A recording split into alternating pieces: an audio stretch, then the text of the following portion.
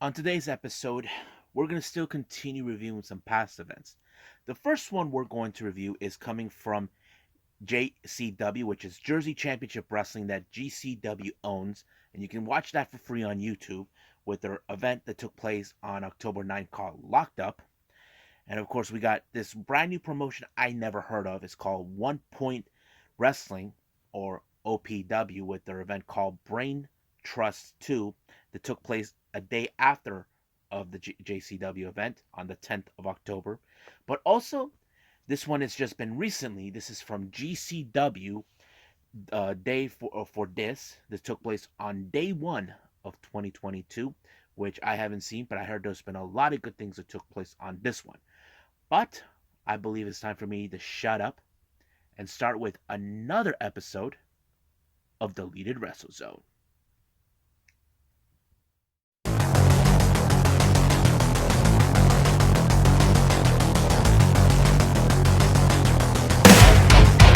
Are you ready?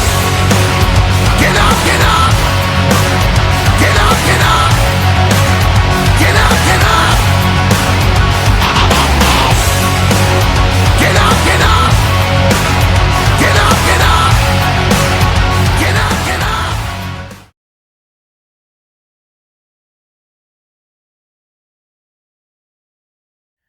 Welcome everybody to Deleted Wrestle Zone, all things that is pro wrestling with AEW, NXT, New Japan Pro Wrestling, Impact Wrestling, the National Wrestling Alliance, various promotions, wrestlers, matches, and championships. I am your host, J Rod here. So, let's begin with Jersey Championship Wrestling, or JCW. If you guys never heard of this one, is a promotion that is owned by Game Changer Wrestling, or as GCW. This is practically the first brand that they had before they became GCW. Long story short, they were known for that until they changed the name, and now they purchased the rights to the name. But you can see many of their events for free on YouTube. So basically, you got to keep up with everything. So they do a show once a month, so which is okay. Now I missed a couple of shows, but this one I had to watch because this one had a very interesting main event that coincides with something that took place on a GCW event, which is Emo Fight. I'll get to that in a bit. Now, the first match was, of course, like any other match we've seen in GCW, which is the Scramble match. We have Steve Scott, Steve Sanders, Dylan McKay, Marcus Mathers, Janakai, and Frontman Jaw. Now, there are some factors in this match that did play out. Dylan McKay and Marcus Mathers, they are an occasional tag team, but they have no problem butting heads against each other to pick up a victory. But however, the one person that was a much bigger threat was frontman Jaw C, because he has been undefeated in JCW, and I possibly believe that did happen. But I'm really was curious, but he's been mostly on the rope. But however, it was frontman Jaw who actually picked up the victory when he took out McKay and Mathers at the same time, pinning one of them in order to win the match. Next match is JJ Garrett versus Matt Makowski. Man, this match was unbelievably good. But I think I was surprised in the end, what this match did. Matt Makowski, he did some sort of like a Spanish fly, but he somehow was able to convert it into a armbar onto Garrett. I was like, whoa, that is impressive. I don't know if I've ever seen anybody who can do that, but somehow he did it, and this move helped them win the match. So I'm like, wow, pretty awesome.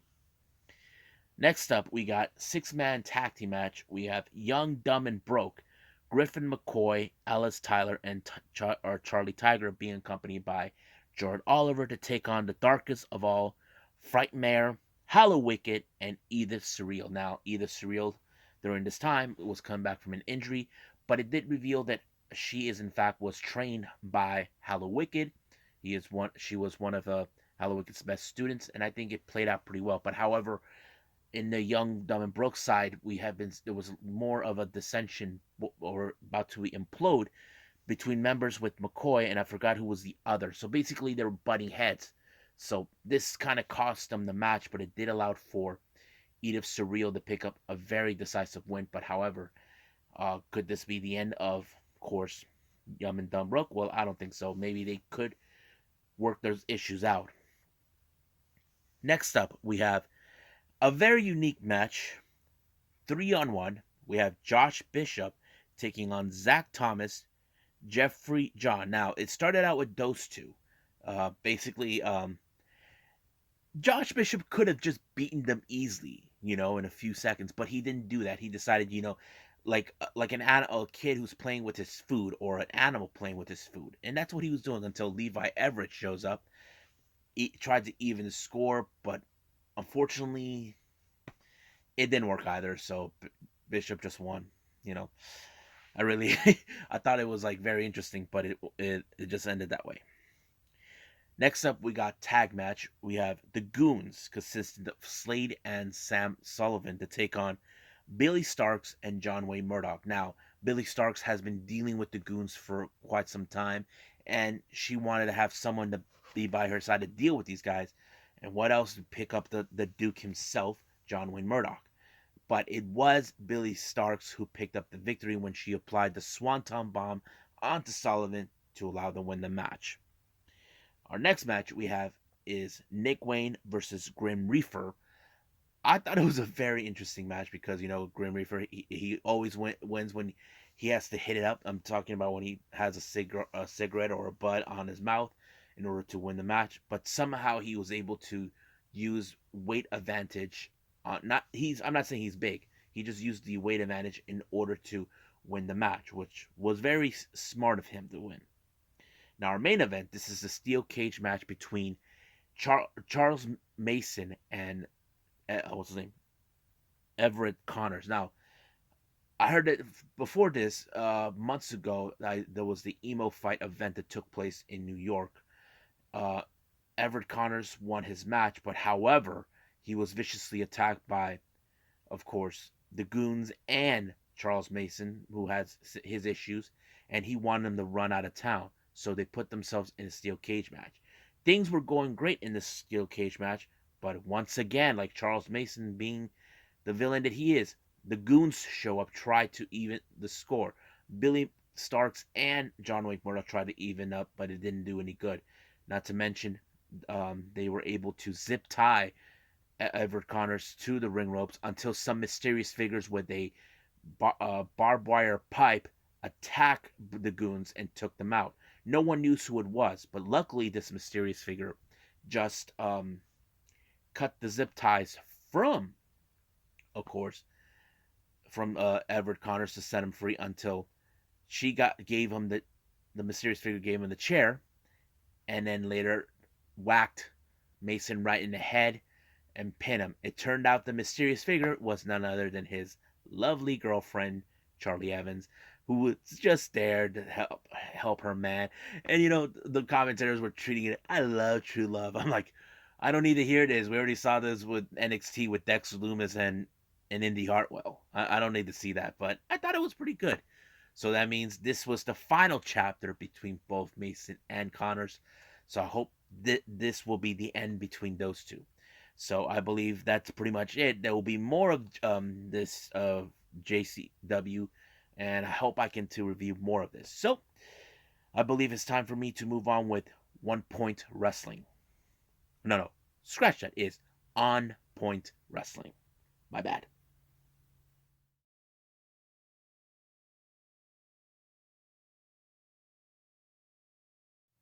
Alrighty then. As you know, I mentioned On Point Wrestling. This is a promotion I never heard of. These guys are also based out of Jersey.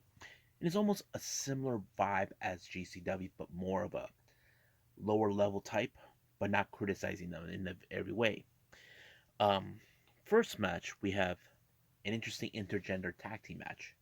We got Janai Kai and Eli Knight taking on Marcus Mathers and Billy Starks. Pretty good match. I don't know much about Eli Knight. I don't know if I ever seen him, but he was okay. I mean, I am familiarized with Janai Kai and of course their opponents, but it was Eli who picked up the victory when he pinned Billy Starks in order to win for his team. Next up, we got Bones taking on Steve Scott. Uh, well, I mentioned Steve Scott recently, right now with in GC in what was it in JCW? Um, it was okay. I'm not. I'm trying to remember if I seen Bones, but his opponent Bones. I just don't know if I seen him, but not too much hype. But it was okay. Decent to be honest. But it was Steve who was able to pick up the victory on this one with the pinfall. Excuse me. Next up, we got a four-way match: Mike Law, Mark Angelo, Stan Styles, and Billy Tipton. I am familiarized with Stan Styles, but the others not so much. I'm just a bit of lost in the shuffle from that. But I'm not gonna lie to you guys. It was okay, but it was Mike Law who pinned what's his name, uh, Mike Angels for Mark Angels in this match. So like I said, it was decent. Next up, we got Robert Marty taking on Tony Deppen. Now this one to me was a bit of a shocker. In the back of my mind, I've already presumed Tony Deppen was going to win this match. But what I didn't realize that it was going to be an upset. That Robert Marty was going to win. I just didn't expect it. It was like a very interesting match. I just don't remember if Tony Deppen ever loses his matches, but it was like that. Now this was a very unusual match. We have Mr. Ooh La La taking on Billy Avery. I don't know who it was, but I can tell you one thing: Billy Avery cheated his way to cut corners to win the match when he threw powder onto Mr. Ulala to win the match. So basically, he made a huge mess. But yeah, next match we have Hella Wicked taking on Akira. It was a pretty brutal match, I have to say. Awesome match. I think this is one of my favorite ones from this match, from this event. Um, I became a big fan of Hella Wicked and Akira, but I just love it. But somehow it was Akira who pulled off an amazing victory to win this match. So he pinned Hella Wicked and bam, he wins like that.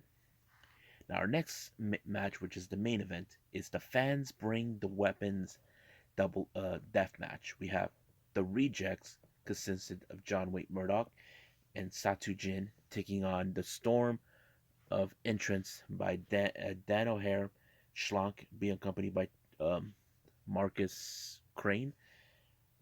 I mean, this match was like the type we see with a GCW with death matches, but it was the Rejects,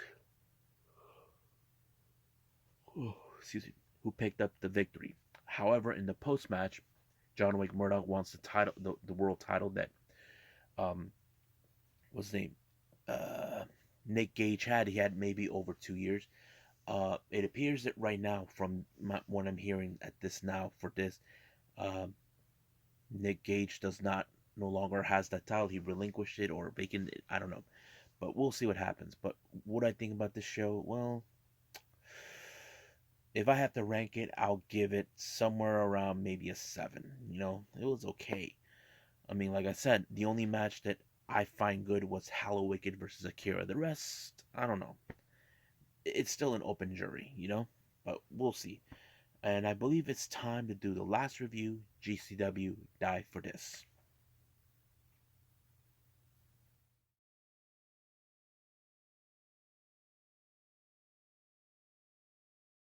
Okay, so this is the first show of 2022, day one for GCW with Die for this. A lot of things took place, and I have to say, I think this one was a pretty good one because there were some great moments that took place in this particular um, event. The opening match was for the GCW tag team titles. We have, of course, the Briscoes putting the titles on the line against the very Alex Zane and, of course, Blake Christians. I mentioned this before. I would love to see them win these titles. I mean, these guys have been tag team partners. They've been rivals. I mean, it's like a good combination. They kind of remind me of the newer version between both Christopher Daniels and AJ Styles. I mean, if you guys remember, that kind of reminds me of those two, you know. and I pictured it all like recently. But it was a pretty good match. I think I like when Blake Christian went right through the door where one of the Briscoes had the door right there, and he got knocked out. But however, them boys retained the titles. I mean, probably fans would have loved to see Zayn and Christian win it. I mean, I would have loved to see it. You know, like I said, I'm a big fan of these guys. Now, this was a uh, very unusual match. We have Calvin Techman versus Yoya. This is a case of David versus Goliath. But however, Calvin Tankman, he looked at Yoya, who's a bit more shorter than him, was treating him like, you gotta be joking me. I'm facing a little guy, but Yoya can stand in his zone. He's kind of like Marco Stunt, but with much bigger heart, knowing that he knows he can do this. He knows he can take down Calvin Tankman. But however, even if his speed can try to make him untouchable, he will make mistakes. And of course, Calvin Techman won by putting him in the Techman driver just like that. Now, this next match, well, everybody knows this one. Joey Janela versus Scotty 2 Hotty, who's now back in the ring for 6 years. I have to say, this was a pretty good match. Now, like I said, Scotty 2 Hotty hasn't been wrestling in the ring for almost 2 years. I mean, 6 years. We haven't. He was working as a producer and coach in NXT, but recently he left because things are not working out right now. We all know what's been going on with NXT recently, but um, it was a good match. But it was Joey Janela who won. However, the promo was the best moment. It's because Joey Janela's said we paid a very good tribute.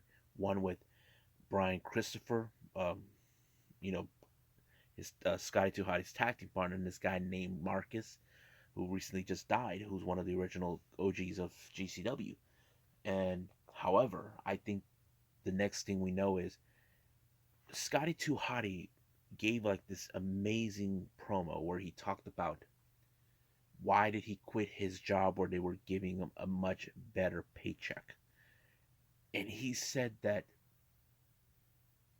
there's one thing that these guys who they recruit, like football players, NFL players, NBA players, that they don't have that Joey Janela has, which is passion.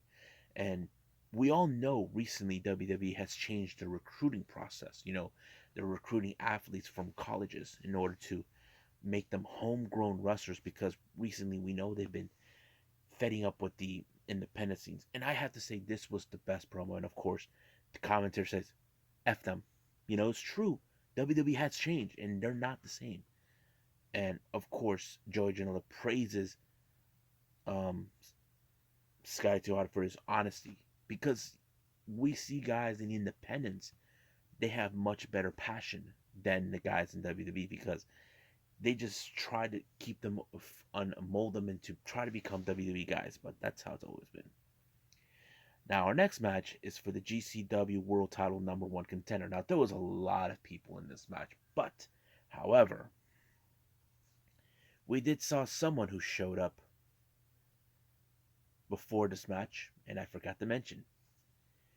We had Jeff Jarrett appeared and whacked Effie with the guitar. Yes, that never gets old. Now, it's still unclear what's his deal being in GCW. I wouldn't be surprised if he's now working with them or making appearances. I don't know. But yeah. But this match, the GCW World Title number one contender, anybody wants this title. But the last person that people might have thought who was going to win it was going to be Atticus Cogar. He's been unstoppable recently, but he was taken out by none other than Homicide, which is good. So the real question is when we'll have this title match. As you know, the current champion is Jon Moxley, but we all know where he is. He's currently trying to get better from his alcoholism that he dealt. But yeah. Now our main event is the GCW Ultraviolent Championship between the Duke, John Wayne Murdoch, and Alex Colon. This is the bit of a war between two who are the best. John Wayne Murdoch, who's been in the underground scene, is now been on the sideline for far too long, seeing guys like Alex Colon, who's been traveling the world, facing people in death matches, and he feels that that should have been him. And Akira, I feel sorry, is in the middle of this. As you know, Akira was brought to GCW by Alex Colon, but he was trained by John Wayne Murdoch. Now the match was stopped by request of the referee, and Alex Colon didn't like that. He was losing his mind, so basically he wanted to continue the match, but however it ended bad. It went into another direction where Alex Colon finally won to prove his point. But of course, Alex Colon, when he beat him, he tells John the Duke to get the hell out of his house. And then talking about GCW. So basically, Akira might have stirred the pot, burned some bridges with Cologne, even though he's the one who brought him here. I don't know what's gonna happen then, but we'll just gotta wait and see. But right now, I wasn't planning on doing this, but I have to because some interesting developments happened. So let's get to the news updates.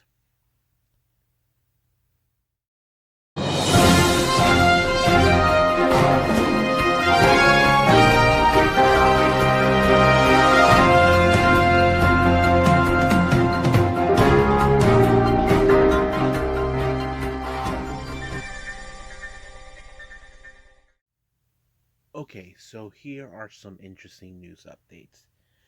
Rohit Raju, or as we know him from his other name in the independent scenes, Hakeem Zayn, it's now official. He is now a free agent. So he is no longer working with Impact Wrestling. Now it's still unclear what was the prompt of his decision to be a free agent. And I know many fans are putting a lot of questions into this, saying, where is he going next? Now, I know some of you are saying this in the back of your heads, possibly AEW, but keep in mind, we don't know if Tony Khan has any interest in having Rohit Raju. But if he does, good for him. So we'll just wait and see. On this one, we'll put a pin on that and we'll follow up. But I do know he will be making appearances in the independent scenes. Now, two interesting develop happens in Stardom's latest event that took place in Japan time, which was on the 3rd of January. One, it appears Queen's Quest just gained a new member, and that member is none other than Lady C. Now, I mentioned this before in the past. Lady C was the only member since I started watching Stardom. Lady C was the only one who wasn't affiliated with any of the other factions, such as Stars, DDM, Oda Tai. None of them. The way this one was played out, now keep in mind, I did not see the whole event.